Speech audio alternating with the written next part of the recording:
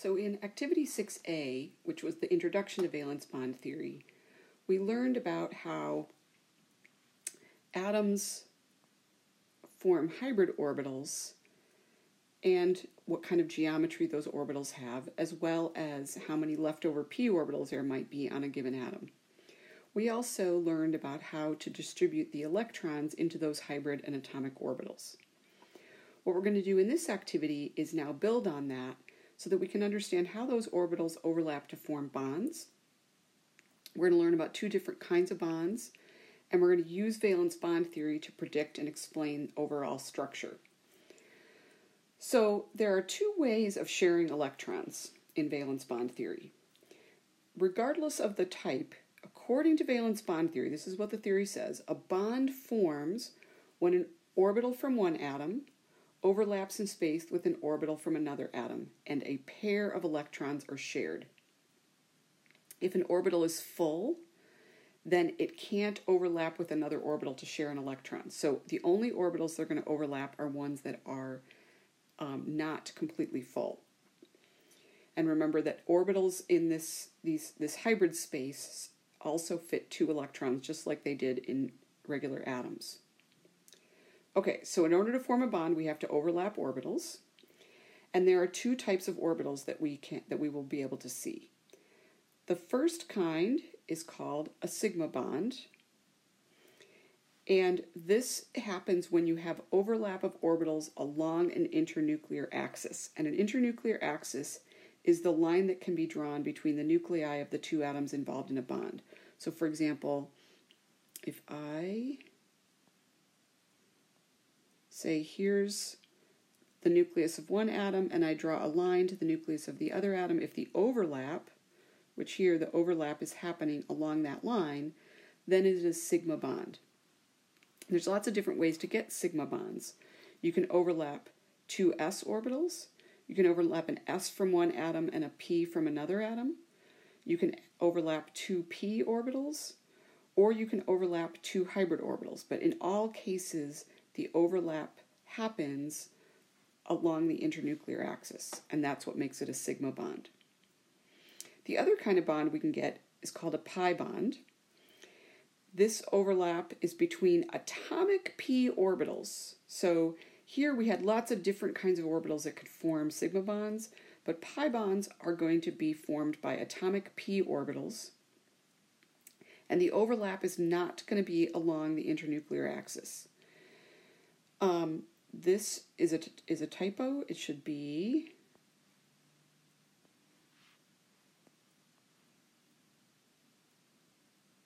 this is pi. Atoms lacking p orbitals do not generally form pi bonds. So if you don't have any p orbitals on your central atom, it's not going to form a pi bond. So the way the pi bond looks is you might have a p orbital on one atom, a p orbital on the second atom. This is the internuclear axis, but the overlap isn't on that axis. The overlap is here and here. One thing that can be very confusing about this is the overlap happens in two places, but because it's one orbital overlapping with another orbital, this is one bond. It just overlaps in two places.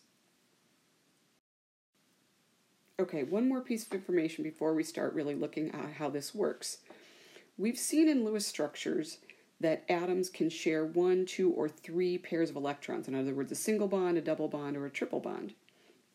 Valence bond theory is going to help us understand how that happens as in terms of combinations of sigma and pi bonds. So a single bond is going to be one sigma bond, and you'll see examples of it in just a minute.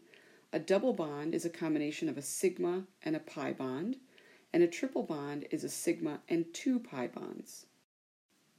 If we start with the simplest molecule that we can think of, here we've got H2. Here's its Lewis structure, and this picture here shows the valence bond theory depiction. So first we're going to draw the internuclear axis. So there's the center of one hydrogen, it goes to the center of the other.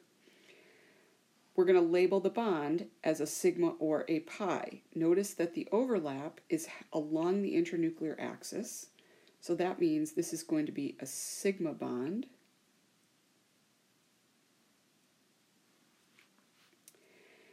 And how did we know that this is what we should draw? Well, we know that hydrogen's valence electrons are in a 1s orbital, and then the second one is in a 1s orbital. So those are the orbitals are going to have to overlap.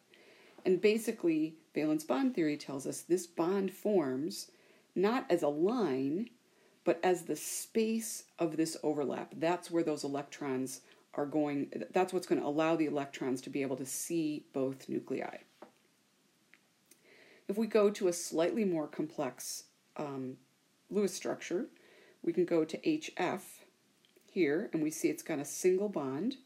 Notice that the hydrogen has its valence electron in the 1s, and the fluorine has, I'm going to just draw a picture over here, the fluorine 2p has 5 electrons in it. So one of those p orbitals of the fluorine is half-filled. And remember that we need a half-filled orbital in order to form a bond. So the hydrogen brings its 1s, the fluorine is going to bring the p orbital that is half-filled, and they're going to overlap. And if we draw the internuclear axis, we're going to go from the center of the hydrogen to the center of the fluorine, and notice that the overlap is along the internuclear axis, and so this is going to be another sigma bond. Let's go to a structure that's yet even a little more complex. Here we've got CH4, its Lewis structure and its basic tetrahedral geometry is shown. Now we've learned in activity 6a how to assign the hybridization of the carbon. It's got 4 regions of electron density around it. That means it's going to need sp3 hybrid orbitals. And the hydrogen is going to use its 1s orbitals. Here we can see a picture of the valence bond theory description of the bonding. The first question is, where are those sp3 hybrid orbitals? Well, if we look for them, here is one, here is another, here's the third one, and the fourth one, and then this is the hydrogen 1s's.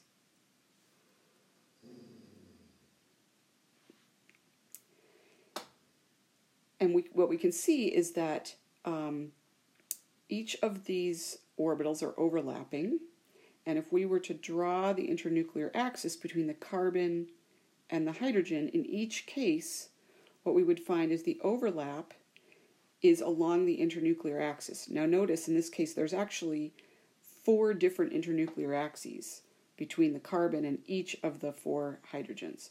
In each case, the overlap is along that internuclear axis, and so all 4 of those bonds are sigma bonds. Now we learned in 6a how the electrons get distributed in the carbon, and I'm just going to take a step back and remind us that carbon, when it starts off, these are its valence electrons. It normally would have 2 electrons in the 2s and 2 electrons in the 2p. But when it hybridizes, in this case to make sp3 hybrid orbitals, it's going to put 1 electron in each of those hybrid orbitals. Now what we've learned is that valence bond theory claims that an orbital can only form a bond if it is not full. And the question is, does our response here make sense given that carbon forms 4 bonds in the molecule? And the answer is yes. So if we imagine, and I'm just going to write in an electron into each of these orbitals. If there was a carbon electron in each one of these orbitals, my little yellow line there, and then of course there would be an electron in each of the hydrogens, now this overlap brings 2 electrons together in order to form a bond. In other words, if each hybrid orbital is half filled on the carbon, then the carbon is available to form 4 bonds, and in this case 4 sigma bonds. So now what we want to do is add in complexity and remind ourselves about something that we learned earlier in this activity, which is double and triple bonds are combinations of sigma bonds and pi bonds. Pi bonds involve the side-to-side overlap of p orbitals, and something that's new, for a pi bond to form, the p orbitals have to be aligned parallel to one another so that they can actually overlap. So let's consider this molecule here, C2H4. This is its Lewis structure. And I've drawn it so that the trigonal planar arrangement around the carbon is such that this hydrogen is coming out of the plane and this hydrogen is going back behind the plane of the paper. So we can ask ourselves what kind of orbitals the hydrogen atom is going to use for its bonding. Hydrogen only has one kind of valence orbital, and it's going to use 1s. The carbon, if we ask what kind of hybrid orbitals does carbon need to use, they are going to use sp2 hybrid orbitals. And we know that because here's the carbon, 3 regions of electron density, 120-degree angles, sp2. If we want to label them in the drawing, they are going to be our gray structures here. So the 1s orbitals are the white structures. Those are the hydrogens. These gray orbitals are the sp2 hybrid orbitals. I only labeled them on the left half just because it gets very busy. But these orbitals over here are also sp2s. Then the question is how many p orbitals are left on each carbon? Well, we learned in activity 6a that when you make sp2 hybrid orbitals, you still have one more p that did not get hybridized, and that's the black orbital shown here. It's got 2 lobes, but it's a single p orbital. And so this is our p orbital, and this is another p orbital. One on each of the 2 carbons. So if we needed to identify where the hydrogen and the carbon nuclei are, we could say here's the center of the carbon, carbon, and these are the hydrogens.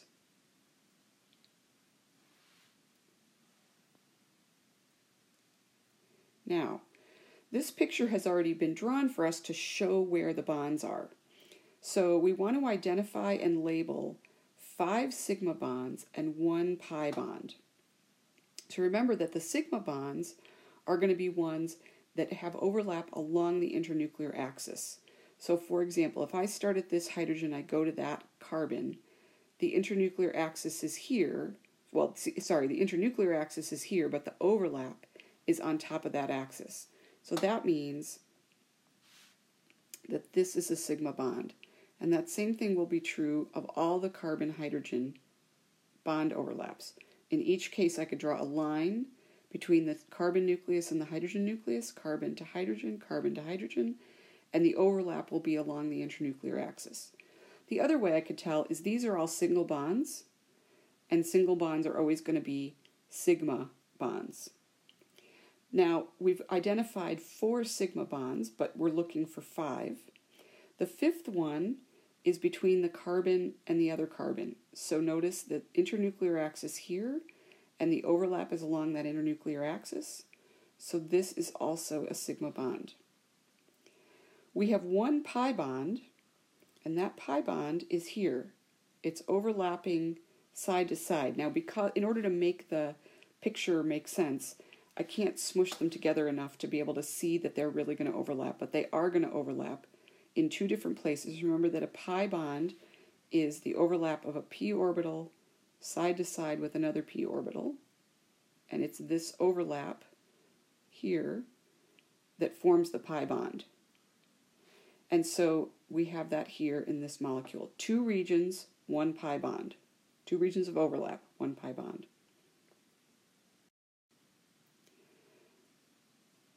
Our next question asks, when each carbon formed its hybrid orbitals, how many electrons were in each one? And how many were in the remaining p orbitals? So I'm going to start by drawing carbon before it's hybridized.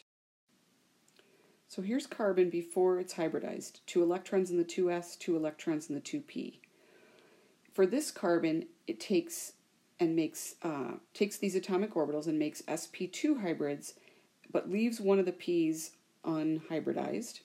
And so if we were to redistribute the electrons, now we're going to have 1 in each hybrid orbital and 1 in the p orbital. if that's the case, we can now ask ourselves, if an orbital can only form a bond if it's not full, does it make sense that this carbon up here and this carbon up here can form 4 bonds? And the answer is yes. This orbital can form a bond, this one, and that's where those are the sp2s. And the 2p can also form this pi bond. What we see in the image is that the sp2 orbitals form 3 sigma bonds, and the p orbital forms a pi bond. Now, this is a really interesting question. Are all 4 hydrogens in the same plane, and how do we know? If we go back up to the picture, notice that these p orbitals, the p orbitals have to be they have to be parallel to one another in order to overlap. And that's going to force this trigonal plane and this trigonal plane to be coplanar, and that's how I've drawn it over here. All these hydrogens are going to be in the same plane, and they're going to be forced to have that arrangement because the p orbital here and the p orbital here have to be parallel in order to overlap. You can't rotate around here or you'll break the pi bond.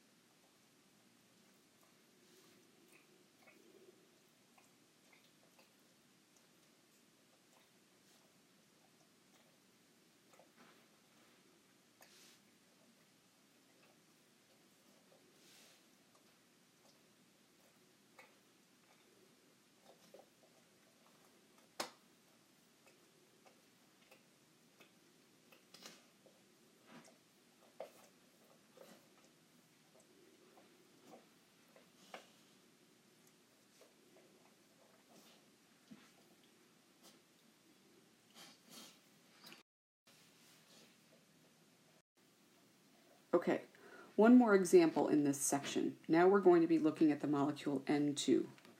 Here's its Lewis structure. Here's its valence bond theory picture. What kind of hybrid orbitals do the nitrogen atoms have to have? Well, nitrogen in this case has 2 regions of electron density.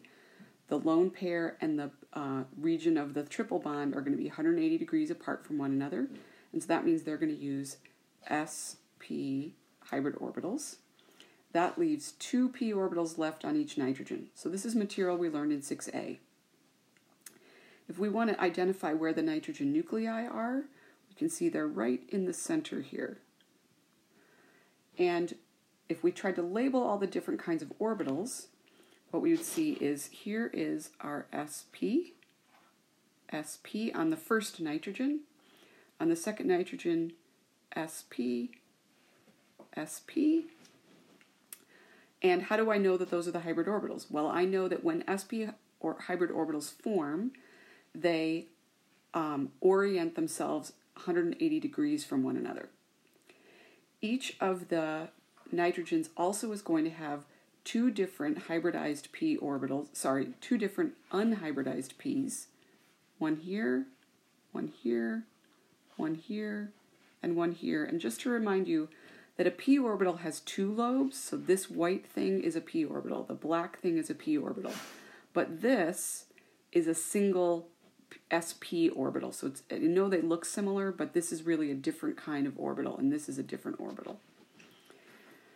So identify and label 1 sigma bond and 2 pi bonds. So I can see 1 sigma bond that's right here that is in the overlapping region between the 2 nitrogens. And then I can see 2 different pi bonds. One which is the overlap of the front lobe and the back lobe of the white p orbital, so that's one pi bond. And the other one comes here. It's the overlap of the bottom of the black one and the top of the black ones, so that's a second pi bond.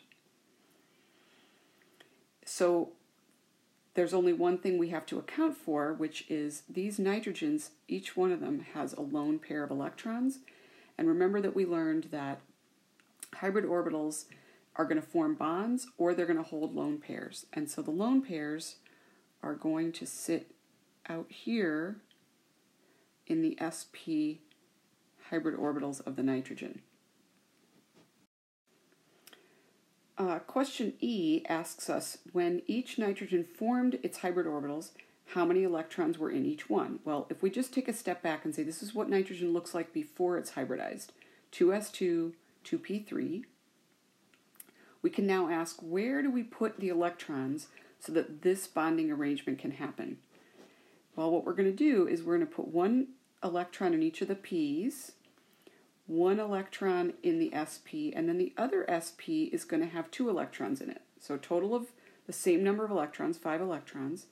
But notice that this is going to become the lone pair, and then what we're going to be able to do is this one can bond, and that one can bond. So, knowing that, does our response here make sense that given that nitrogen forms 3 bonds in this molecule? And the answer would be yes. There's 3 half-filled orbitals ready to form bonds in this molecule. 2 of them are going to be pi bonds, and 1 of them is going to be sigma. So the 3 half-filled orbitals on the nitrogen are going to form 1 sigma and 2 pi bonds.